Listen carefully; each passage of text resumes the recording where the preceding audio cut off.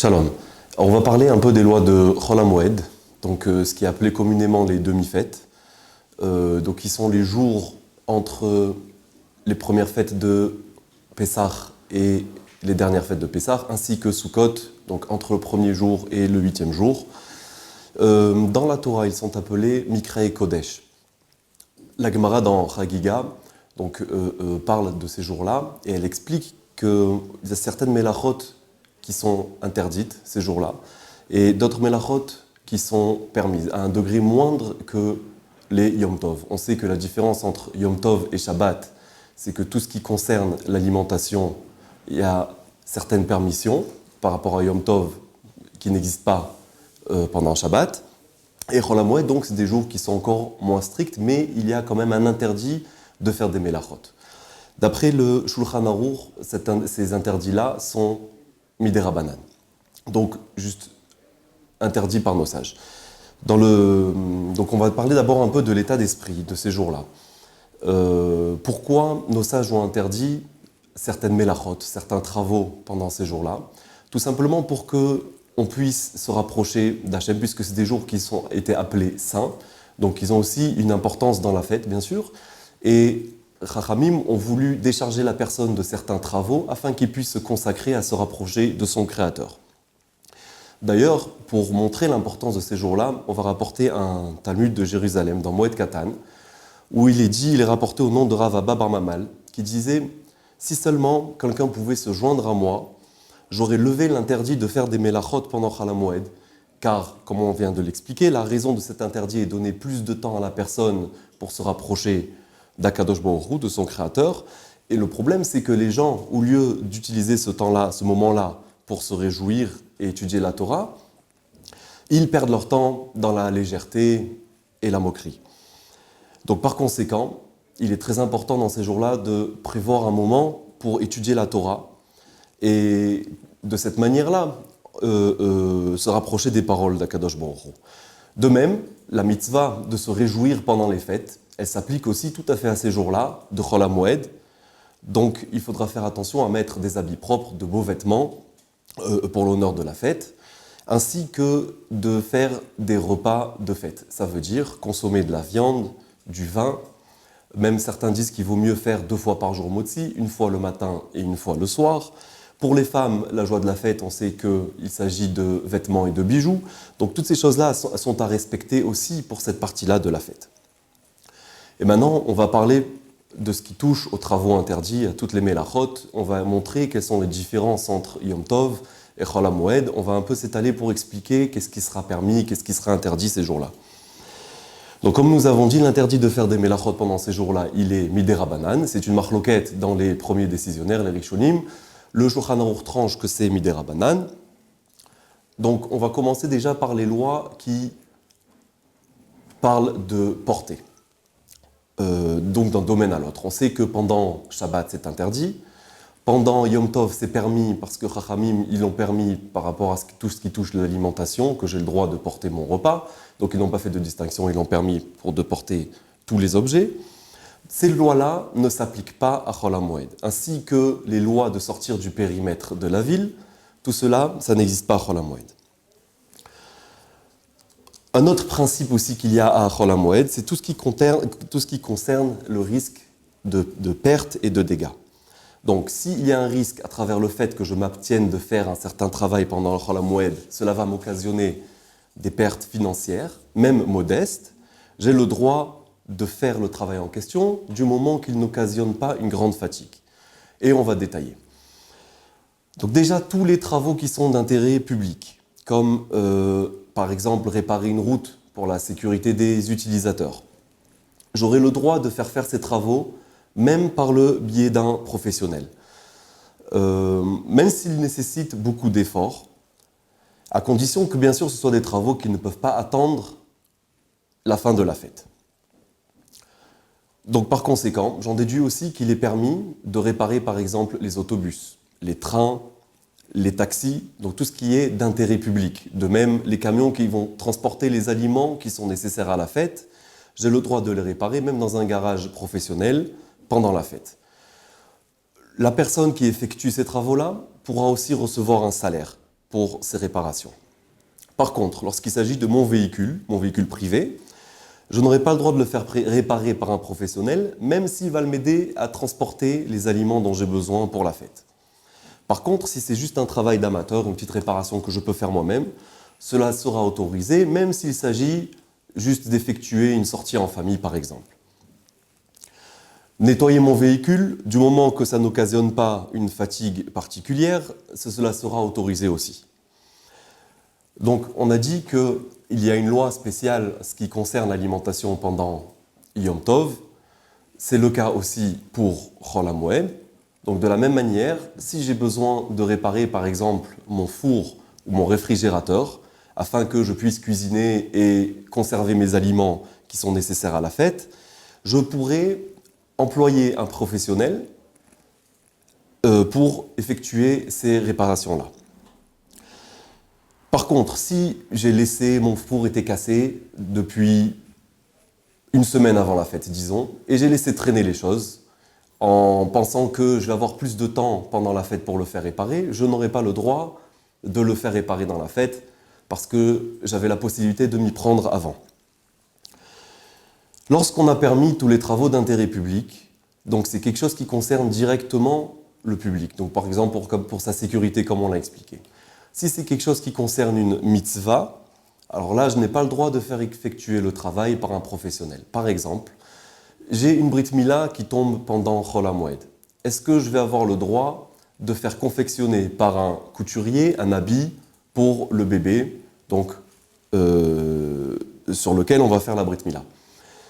La réponse, c'est que je n'ai pas le droit de faire effectuer ce travail-là par un couturier professionnel, parce que c'est quelque chose qui n'est pas directement lié aux besoins de la personne pour la brit mila. De même, je n'aurai pas le droit de faire repeindre par exemple une synagogue, ou la construction même d'une synagogue pendant Chol HaMoed, parce qu'il y a d'autres moyens de se débrouiller pendant la fête. Donc ce n'est pas quelque chose qui concerne directement les besoins du tzibour, du public. Par contre, si il s'agit d'un ouvrier qui n'a pas les moyens d'acheter les nécessités, ce qu'il a besoin pour la fête. Donc dans ce cas-là, je pourrais lui faire effectuer n'importe quel travail, même s'il n'est pas d'intérêt public. Quelle est la définition d'un employé qui n'a pas de quoi s'acheter ce qui est nécessaire pour la fête? Disons qu'il a le strict minimum, mais ce n'est pas suffisant pour honorer la fête. Même s'il a la possibilité de faire un emprunt ou de vendre des objets, il aura le droit de travailler. On ne l'oblige pas à faire un emprunt, il aura le droit de travailler pour pourvoir à ses besoins pendant la fête. De toute manière, il vaudra mieux demander, comme dans tous les cas, à un rave exactement comment se conduire. Nous avons parlé du concept de perte financière, qui est appelé dans la halacha davar ha'aved. Donc, un employé par exemple, quelqu'un qui est employé dans une société, s'il y a un risque de licenciement, s'il s'absente de son travail pendant la fête, et qu'il n'a pas la possibilité de décaler ses vacances pour faire en sorte qu'elles tombent pendant la fête, donc il aura le droit de travailler pendant Chol HaMoed afin de ne pas perdre son emploi. En ce qui concerne le commerce, toute forme de commerce est interdite pendant la fête, tant que ce n'est pas pour les besoins de la fête. Et on va expliquer. S'il s'agit d'une personne qui a un stock à écouler, et le fait d'attendre jusqu'après la fête pour écouler son stock, il risque de perdre son capital, pas seulement les bénéfices, alors il pourra vendre pendant Chol HaMoed. De même, si la saison du produit qu'il vend, c'est pendant la fête, et après la fête, son produit va perdre de la valeur, c'est considéré comme une perte de capital, donc il aura le droit de vendre son produit pendant la fête. Autre exception, s'il a besoin d'espèces pour la fête, il pourra vendre même si son capital n'est pas en danger. De même, s'il y a une foire, ce qu'on appelle en hébreu un yérid, et s'il ne participe pas à cette foire-là, ça va considérer une grande perte pour lui, alors il aura le droit de vendre, de participer à cette foire-là pendant la fête. De même, s'il a des échéances pendant la fête, sur ses dettes, il aura le droit aussi de vendre sa marchandise. Donc, pour résumer, Lorsque le commerçant a un risque de perte, il ne peut pas attendre après la fête pour écouler ses biens, il sera autorisé à travailler. Une babysitter, par exemple, qui garde des enfants pendant la fête, elle aura aussi le droit de recevoir un salaire pour le travail qu'elle aura effectué pendant Chol HaMoed. Une autre règle à énoncer ici, c'est que tous les travaux qui sont interdits d'être accomplis par un juif, je n'aurai pas le droit de demander à un non-juif de les faire pour moi. Par conséquent, si j'ai employé un non-juif pour construire ma maison ou pour la retaper pendant la fête, il n'aura pas le droit de continuer à travailler pendant la fête. Par contre, s'il travaille sur du mobilier, quelque chose qui est talouche, et qu'il effectue le travail chez lui à la maison, et qu'il est payé à la pièce, il n'est pas payé à la journée, il pourra continuer à effectuer ce travail-là chez lui à la maison pendant la fête. Lorsqu'il s'agit d'une mitzvah, comme on a dit par exemple la construction d'une synagogue pendant la fête, chose qui est interdite pour un juif si ce n'est pas les besoins de la fête, mais par un non-juif cela sera permis. Revenons à l'alimentation.